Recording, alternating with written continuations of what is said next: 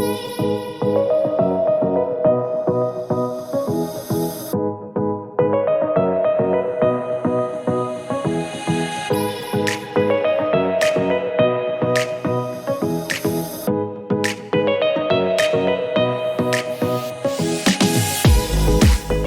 aloha folks, and welcome to the Klipper Golf Course. We're back again with the legend, living legend, Brandan Kop. Brandan, welcome to the show. Thank you for inviting me. Yeah, I know. So last time you were here, we was talking about pretty much your story, your life story, but today we want to zoom in a little bit on a couple of aspects. We want to zoom in on your relationship with your grandfather and how he used to help the community learn golf and how he gave that knowledge to you, passed it to you, and how you've now taken it into the future and paying it forward. We'll talk a little bit about that. And then we're going to talk a little bit about the present time and what you're doing in these days. So to get started, Brandan, let's go back. I remember you were telling me that the first time we were talking about your grandpa would take you for Kapahulu, I think you said you guys would drive out to Mililani, Yeah, right? pick me up in Kaimaki, and then we go to Mililani. And those days you didn't have the freeway, so you drive, I think, like 45 minutes to get there. So I was 10 years old when he first asked me, you wanna play golf? And I didn't know what golf was that much. I said, oh, okay. So he picked me up 7 o'clock in the morning, and then the first time he used to be a head pro at called Francis Brown Golf Course. Francis Brown. Which is actually now called Pro Country Club. Yeah. He was the head pro there. So we go there, and then pick me up 7 o'clock, we get there, and he go to the range, and he hit some balls, learn how to hit the balls. Then I'd sit down, and then his lessons would come. And I'd watch him give lessons, and then then I get time, I hit balls, he watched me, and then more lessons come, I chip and putt. So he'd stay there until about 3 o'clock. We always play 9 holes. And that was the highlight of the day, get to play 9 holes with him, So when he was giving the lessons, you're just practicing the whole time? No, practice, and then I would stop and watch. Oh, you just observe him? Observe also half the time. And that's actually, I didn't know about that time, but I was probably learning so much. Yeah. So going back, I probably saw over 1,000 lessons. Really? 1,000 lessons he gave. So I guess a lot of things are ingrained in it. So now when I play and I see somebody swing, it's kind of like I kind of know what's wrong or what's going wrong. It's kind of funny without really being a teacher, but I learned from just watching my grandfather. It's kind of like in your subconscious mind. It's part of your DNA because you watch so much when you're in the formative years of your life. It's probably like when you see it, what you see runs through the program, and boom, out comes the the image that you're looking for, right? Exactly, and I didn't realize that till just more recently. But then think about it, but a lot of people they ask me, what's wrong, and I would tell them, and it kind of worked. And then they was like, how you know? And they start thinking about it. I said, well, I saw so many lessons that he gave that it probably it helped me understand the golf swing and everything. But the funny part of it, I remember when I was 10 years old. So this is back in the 70s. He charged $6 for a lesson. $6 for a lesson. Then in the 70s. Okay. Then 15 years later, he charges $6 for a lesson. So he always just $6. He never. He would grandfather everybody in there. He didn't do it for the money. He was just actually think about it. He was only doing it because he enjoyed people. Yeah. Oh my God. Yeah. So so $6. He's just happy. And if the guy forgot to pay, he didn't even care. He didn't even remember. Yeah. Wow. You know what's interesting, right? Because my friend. He was a really good chiropractor, and he told me, he used to ask me, how much do you charge for lessons? And I tell him, I charge this much, but if it's my friends or whatever, I give them this much. And then he said, why do you do that? You're devaluing yourself. If you don't charge what you're worth, then people are not going to appreciate what you're doing, and they're not going to have a value for it. So I'm wondering, what if your grandpa was actually charging more, right? Because he was he was one of the best teachers, right? Right. I wonder how much he would have made, right? He'd probably make a ton of. He wasn't like that. Right, he's not like that, right? I say that same attitude, but back when I was younger, he talked to everybody, and they all come up to me and say, "Oh, I took lessons from my grandfather." Yeah. Like every golfer took lessons from my grandfather. Back then, there weren't that many pros, and actually he played the PGA Tour, so and I missed seeing how good he was because by the time I played with him, he was older. But everybody knew him, and they always tell me, "Oh, best lessons," and everything like that. So it was interesting. So that's how I started in the golf, playing golf and everything like that. That's incredible. So it was fun, and I learned lots from him. And one of the things he taught me, and they don't teach juniors too much anymore. At Mililani, there's trees on the side of the driving range. The golf balls will go in there, and the golf ball picker can't go and pick it up. So he would take me there. Come, we're going to hit the balls back into the range. But when we went there, he would tell me, okay, this shot you gotta slice it under this tree and keep it under and go to this tree. And next shot you get it high and hook. So we spent hours in there hitting all the different shots, and it was fun. But I didn't realize after she was teaching me how to play golf. Yeah. Yeah. So I could hit any shot on the golf course, and it's kind of funny, and it's like he knew that I'd be in the trees every time. so it made me I won a lot of tournaments that way. But my question after was thinking, like, why didn't he even just teach me how to hit the ball straight and I'd be in the fairway? But that was the most fun I had, and that actually was the most valuable lessons I ever had. How to fade, hook, high, low, any shot you hit, and that's when I work with the younger people now. That's the last stage. I want them to learn like how to hit all the different shots, because every day you wake up in the morning, your body's not the same. Yeah. In the tournament, I've been in tournaments. The last day I wake up, my hands so fat, feels fat. Everything feels different. Yeah. And your regular swing not gonna work. Yeah. You're gonna find out how to hit the ball in play. Yeah. And that's the last stage of the golf. Yeah. That's a gift. I've never been able to figure that out. Yeah. Yeah, you will. I hope so. Yeah. Oh, so you learned a lot from your grandpa. Some he taught you, and some you absorbed, right? Correct. And then of course we know the rest of the story. That set you on your course, and you had a Hall of Fame career as a competitor. That's right? fortunate to have extremely fortunate, extremely blessed, and extremely talented, right? Yeah. And then now you're moving into a new season of your life. You still compete and you still do doggone good. You were the champion golfer for the senior division last year, right? But at the same time, you're kind of winding down your business career, and you are now paying it forward. You're now investing in the future. Yeah, well, basically, I went into the golf business and I worked really hard, so I didn't have too much time. But a lot of juniors would ask questions. Whenever they ask, I always want to help them out. In fact, my experience, all the best players, all the players who became good, they would always ask questions. They want to find out how do you hit this shot or why and this and that.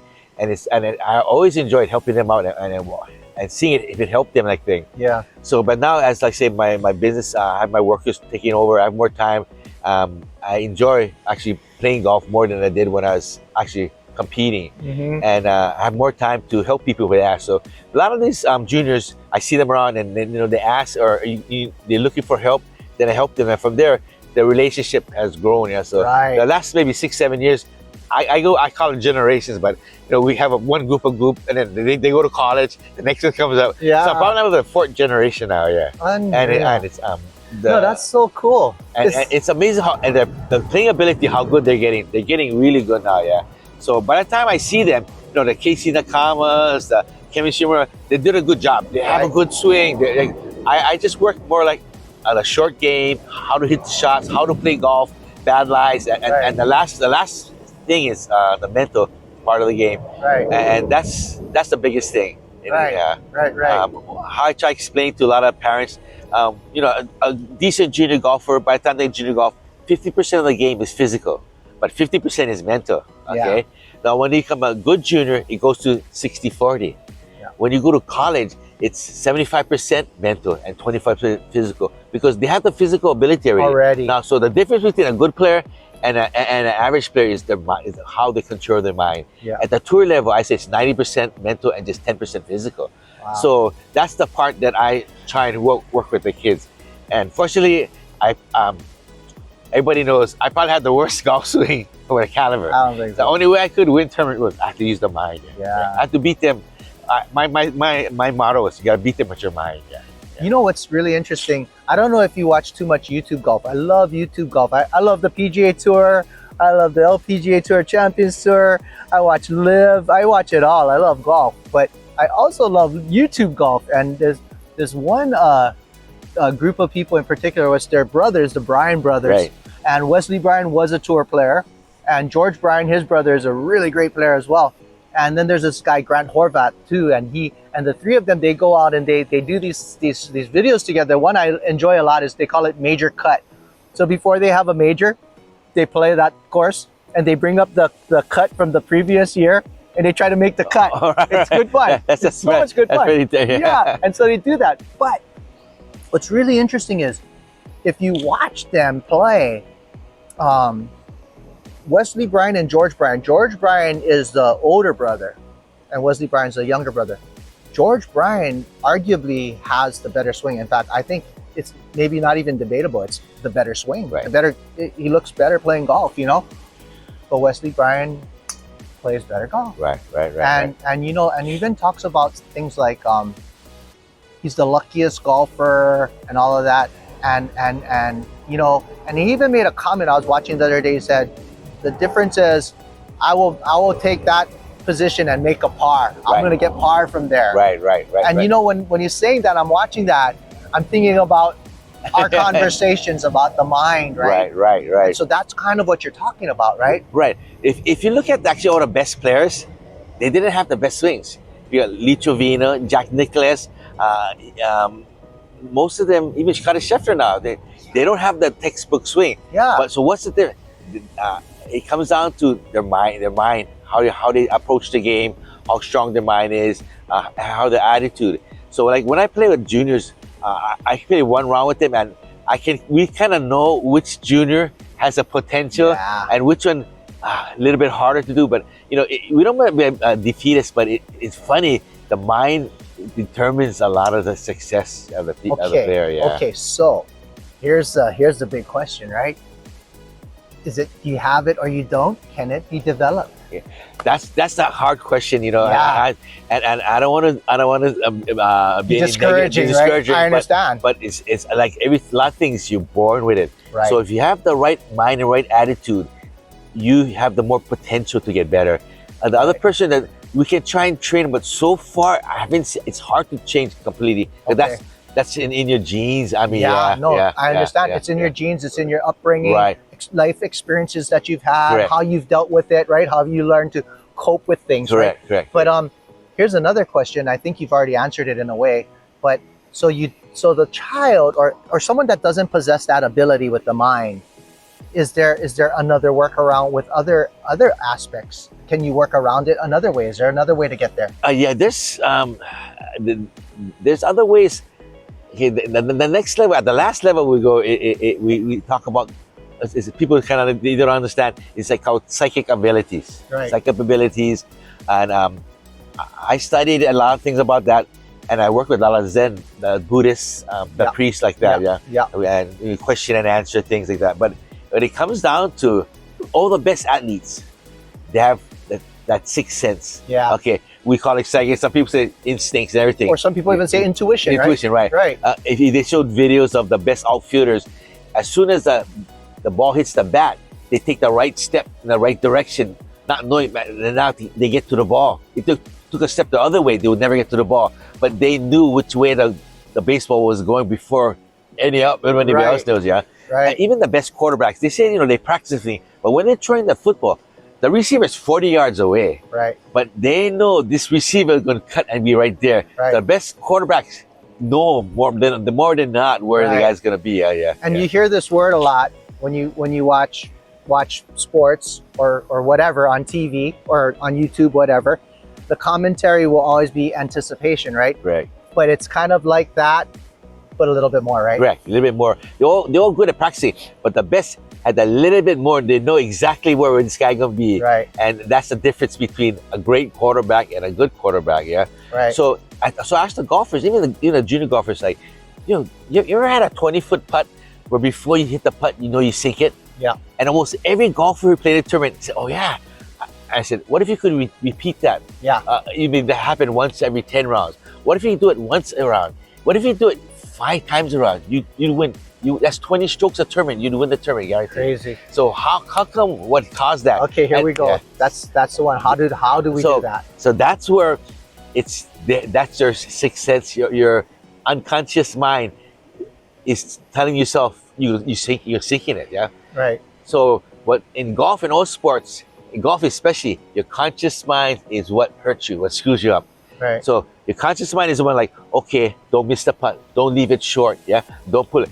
Your unconscious mind is just hit the ball, yeah.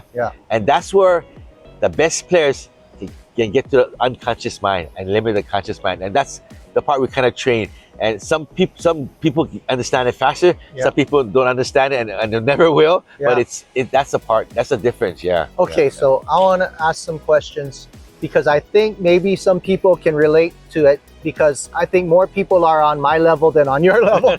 So we'll bring it down a little, dumb it down a little. But so for me, I can honestly say that I can relate to what you're saying. I've experienced this. I've had times when I've played, practiced, played, competed, you know, and I go and I looking at the putt or whatever, the shot. And for me, I just like, I know, I can see it already and I feel it. I know exactly what's going to happen and I do it and it happens.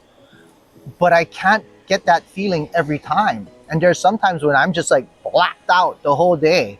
So why? Why is it that some days it's like, and it's random. I'm not even expecting it. I don't even feel good going to the golf course. Sometimes I warm up and I'm so junk. And then all of a sudden I go on the golf course, something happens and boom, all of a sudden I get these feelings. Right. Why can't I do that more frequently? Right, you know, right. It only happens to me like maybe once a year. Right. So that's the way the training of your mind. How do you train your mind? So they talk about positive thinking, and reinforce. That's what it is, more positive thinking, and not caring of outcome. Yeah. A lot of people are so outcome oriented and worried how other people think about them. That's the worst. I wouldn't know what that's like at all. A lot of people say, "Oh, I don't like going to like golf course because everybody going to make fun of me." Like, but nobody cares. Guys go to golf course, they just to have fun. Yeah, they know golf is hard. Yeah, but most people they want to embarrass. Yeah, and that's the worst feeling. Yeah, no, that's 100% how I feel. For when juniors play tournaments, the next worst thing, playing scared. Yeah, you cannot play scared. You can be apprehensive, but you cannot play scared. Yeah. So there's a difference. So what is the difference? Okay, the difference is scared is like you cannot you're not making a swing because you're trying to guide the ball because you're so worried where the ball's gonna go. Apprehensive is okay, you feel pressure everything, but I'm gonna make my swing. I'm gonna hit the ball wherever it goes and wherever it goes. I understand. So the Zen, the famous saying is you try without trying. Yeah. And everybody, what's that about? Yeah. So you're gonna try without trying. I don't know if everybody watch movies, but have the Last Samurai. In fact, he came on the HBO this I think, but there's a part where Tom Cruise was learning how to fight the swords and everything, sword fighting, and then he was always get beaten. Okay. And then there's a little kid watching him, a young kid, and he told him in broken English, too many mind. So you mind him. See, he's worrying about too many things versus just doing it. Yeah.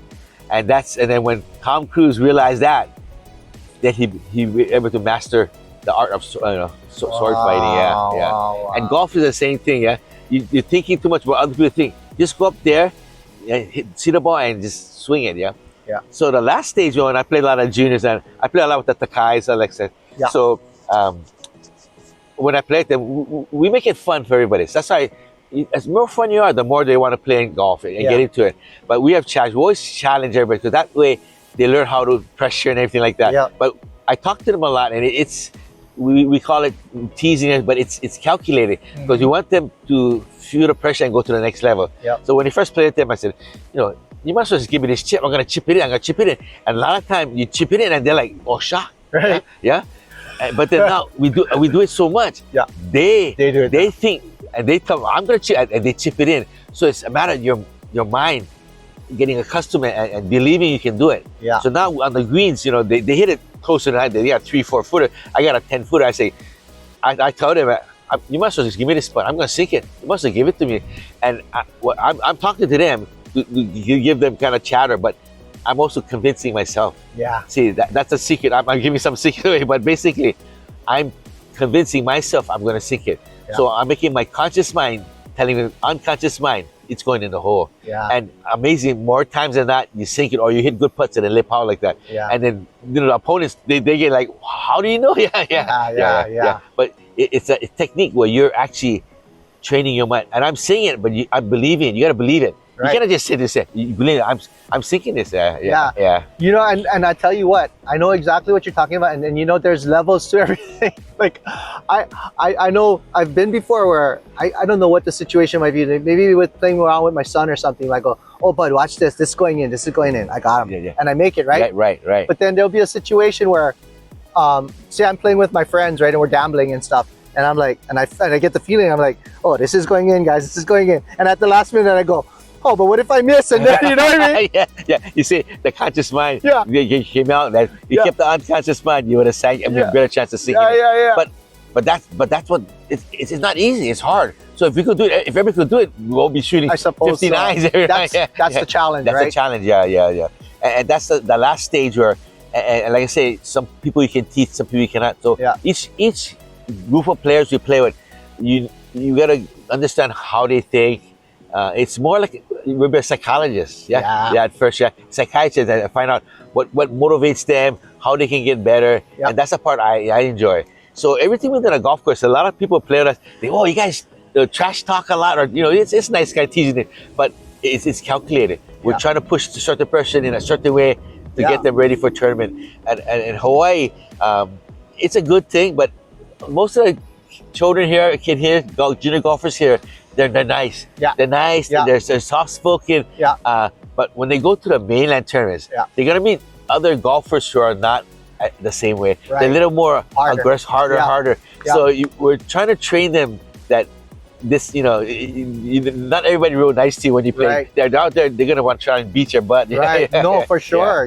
Even like when my son was playing, the little kids playing soccer, and they would go to the mainland and they play around here and they play real nice. They don't rough each other up. And they go to the mainland, oh man, it's a different game. They're more physical, they're rougher. It's more dog eat dog. They're not out there to be nice. Right. So that and since we're so far away, a lot of the junior they don't have the opportunity to play that many mainland tournaments. Right? If you live in California, you just drive your car. But here they gotta make a trip. So they might play 2 or 3 tournaments a whole year. So I try to get them more accustomed to what they'll be feeling on tournaments. Because a lot of them go up there, the deer in the headlight kind of deal. But once they play more often, they get it. So that's why like a person like Alexa, Takai, they're fortunate they play a lot of tournaments. They're tournament ready and they understand what they have to do. Right. But it's a blessing because, you talk about the difference between Hawaii and the mainland, and this is no knock on what we have here in the islands, because we have some of the best things here in the island, a lot of which is the heart. But, as far as opportunity, working with professionals, organizations, what have you, in the mainland, there's so much more advanced. Over here, we're a little bit on a lower level, right? So, one of the blessings, I think, and it's not to pump you up or anything like that, but one of the blessings is that you are a person that went to the mainland, you competed on the mainland, but didn't just compete on the mainland, but you were successful. You were able to find success sometimes on a national level, even international, right? Because, so when you have that experience, you've been there and you've been in that situation and you've managed to succeed, you understand what it takes. That's a blessing. And so you're kind of like the gem, because now these kids that want to take it to that level, they can come to someone in Hawaii. They don't got to go to the mainland. Right here, they can learn from you, and they can learn what it takes to be able to compete on that level. Well, hopefully I can do it. That's what I'm trying to do. But I was just fortunate and blessed that golf has been so good to me. When talking about when tournament time, I always felt I was lucky to win.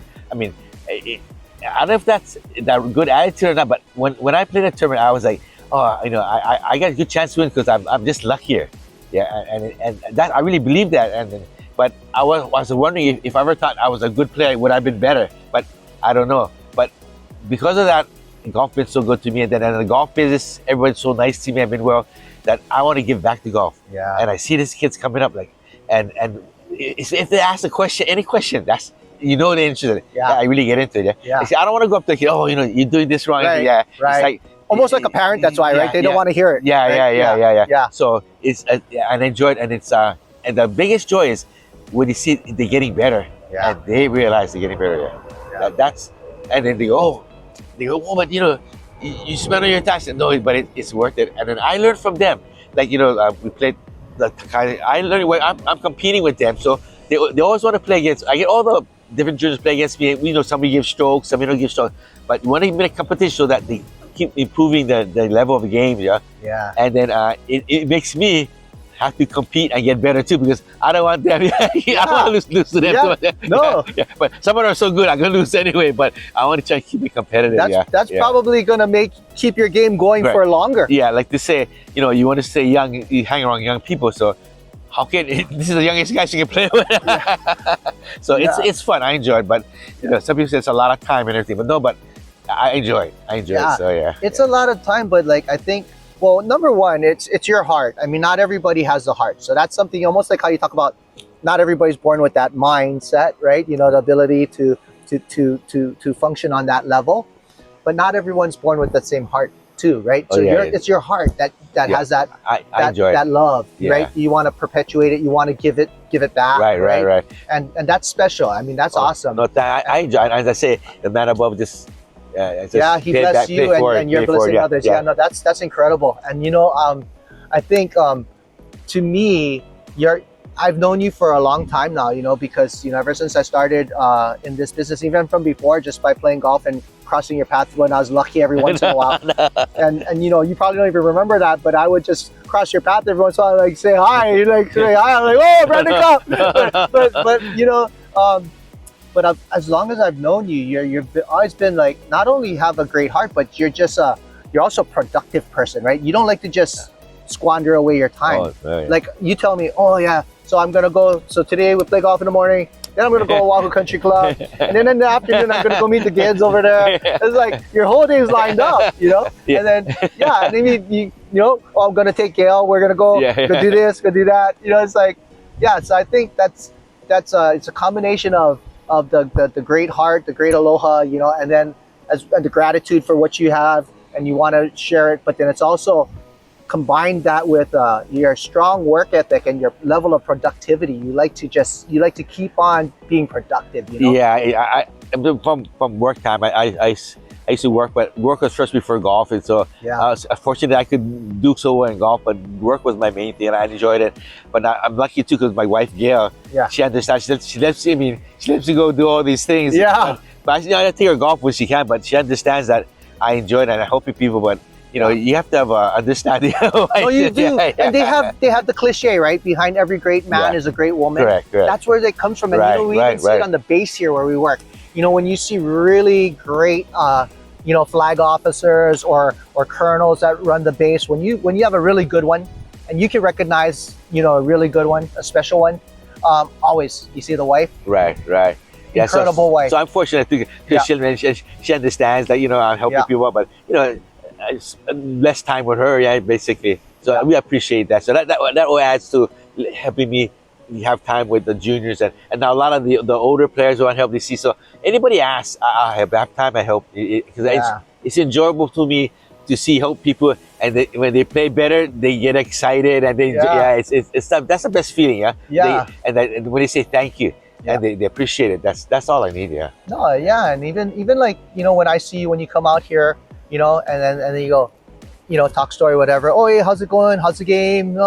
You come maybe take inventory and shop, whatever. And then always at some point, you always will go like, oh, so-and-so. Oh yeah, they played in this tournament. Hey, this is what, you can tell like it's so genuine that it's almost as if that's your child or that's your family, you're so proud of them, and you're like, it's like oh yeah, and you can see the genuine the pride you have in them. Yeah, it's kind of interesting because it's kind of funny because in the tournament time, like in college tournament, there's like maybe 12, 14 different players we're following. So like, I always want to text them like, oh, good luck. It's like, yo, it's wonderful. Who's texting? But it's like, I just feel like, I want to support them. They're on the mainland, and I want to support them. And I think a lot of them, they appreciate people following them like that. So it's like, oh, good luck in the tournament. Or they have a bad run. Oh, that's right, tomorrow you play better. And they always text back and, oh, thank you. But it makes a huge difference, right? Because like, I don't know from experiencing it on their level, but I do know, like, my son goes to school on the mainland, and when he's at home, like now he's at home in the summer, I see him when I see him. Hey, bud, how's it? I'm going to do this, whatever. But when he's on the mainland, every single morning I text him, good morning, bud, blah, blah, blah. Give him my spiel, give him my love. And it's like, and I know that, he's waking up, And what I relate it to is, I guess I do know what it feels like on my level, because when I was a kid, a little kid, my mom used to make me home lunch every day. And I remember being so upset because I never had cool lunch like the other kids. The other kids had like snack pack, pudding, and like whatever, you know, all these kind of stuff that you buy off the shelves, and it's like so. And I had a nutritious sandwich and cut vegetables like carrot sticks and celery and stuff like that. I'm like, I don't get the good lunch like these kids. But what I didn't know is these other kids' parents just buy it and throw it in a thing, and off they go. And my mom would make it, and then she would think about what was nutritious for me, and then she would write on the napkin. Every day I have a napkin, she write a nice letter. Have a nice day, da da da. I love you, and smiley face or whatever. And that's the best lunch. Think about it. No, and you know, and I don't realize it now, but that made such a difference to me when I'm at school and I open my lunch, and you know, it's just so like, I think the fact that when my son's in the mainland, that's why I text him, because I want him to get that same feeling I used to get. But look at what you're doing for all these kids here.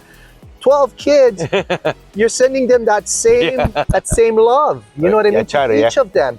And that's the like an intangible that, you know, you don't have that if you don't have a great mentor in your life you. You know what I mean? It's sure. And enjoy. I think, like, you know, when I'm playing a tournament, somebody texts me, you feel good, so that's not, I don't know, someone might think, oh, he's texting again. I don't know, but I don't think so. I mean, it's kind of funny because, and in the college tournament, sometimes they get the UH golf team playing with other people. They're like, you know, I got 10, 12 texts each day, like, oh, good round, or that's right, tomorrow you get it, and they all text back. So they seem to enjoy the that you're following and wishing them well, So that's my thing. I don't know. Not other girls, they all know, like, oh, he texted. I think it makes a big difference. Hopefully, I do. I believe it makes a big enjoy difference. that. And what's even better is when they shoot good. It makes you feel good. You know, it's all them, but you know that, okay, they're doing well. They're on their way.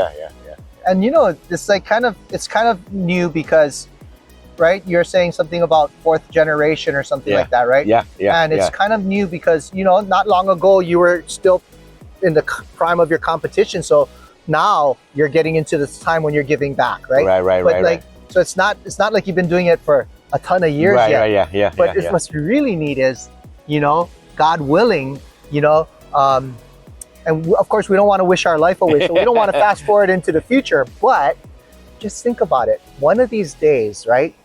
One of these juniors are going to make it on the LPGA or the PGA Tour. Definitely, yeah. And dare I say, win, right? Yeah. And when that happens, what is it going to feel like for you when they say, and I want to thank Uncle Brandon for all that he did for me way back when I was nobody. You know what I mean? Yeah. But I mean, that would be the biggest pay. I mean, what? But it's like you want them to do, but it's just it'll be like, all right, that's good. So like that's gotta be so satisfying, right? Yes. Oh, you just made such a huge difference in someone's life. Or just help them. You help be a better player. But basically, like right now, there's three Hawaii players that have on the LPGA tour. Right. And I say in 6-7 years there'll be eight plus on the tour. Wow. That's how good players are now in Hawaii. And so watch out, Korea, we're taking over. I mean, like I said, the teachers here are good and everything like that, but they just the skill level is better, and we can get their mind to the same level. I mean, unfortunately, I have to play most of the best ones. It's fun. We're friends. We still play, and each year they get better, and the new ones come up. I see even the young ones, new ones. There's plenty that they can be good. It comes down to how much they enjoy golf, if they like it or not. It's fun. It's just fun seeing that each generation and they get better and better. So I can't wait. Like 6-7 years from now, I want to see how many tour players we have. That's going to be awesome. And you know, because you know how it is, Coconut Wireless, right? The word gets around, and you know, you see somebody doing good. Wow. You know, I remember last year, oh, you're shooting 82. This year, you're shooting 72. What's going on? Oh, Uncle Brandon. And then, oh, oh, Uncle Brandan, can you help me too, right? And then little by little, oh, the thing gonna grow so big. Yeah, Pretty soon, yeah. you're gonna have to make the Brandan Kop Foundation. You're gonna, the training all these, and they're gonna come full circle because the kids that go and maybe they don't make it on the LPGA or the PGA Tour, but then they become part of your foundation. Now they're gonna help you teach the other kids, growing. You pay it for it, but it's interesting because, like you're saying, it's kind of true. So, they see some of the people doing success, and then see like some Jordan, and he's telling them, oh, because this person is helping me. So I've been having, when I see the parents, oh, can you help my son? I said, yeah. So I said, no problem. I said, they asked me just if they want to learn and they're serious about it, just no problem. And the price is right, You now you gotta tell the story. You gotta tell the story. The people joke, my friends joke, hey, you're the only instructor where you pay your students to take lessons from you. They don't pay you. You end up paying them. but I enjoy that. Yeah. So my deal with all the junior golfers, I take them out, play golf, and we take care of the greens, everything. And the parents of them were, oh no, let's pay for it. I said, no. I say, the deal is, when they come rich and famous, they take me one round of golf. Yeah. That's all. But I never tell them the round of golf could be at Pebble Beach with $1,000. That's right. For $1,000. No. But that's just. And round trip ticket, stay at the lodge. So that's just my deal. When you come rich and famous, you take me one round of golf. So you come rich and famous. Okay, I'm ready to go. Where are we going? So like I say, I enjoy it. It helps me in other ways too. So. And then it's fun. And before they told me before you retire, talk to everybody, say, you gotta play golf every day. When you retire, you can play golf every day, but you can. All different people. You cannot play with the same people. All different people, and it's you don't feel like you're playing golf. It's fun. Yeah. Crazy. Yeah.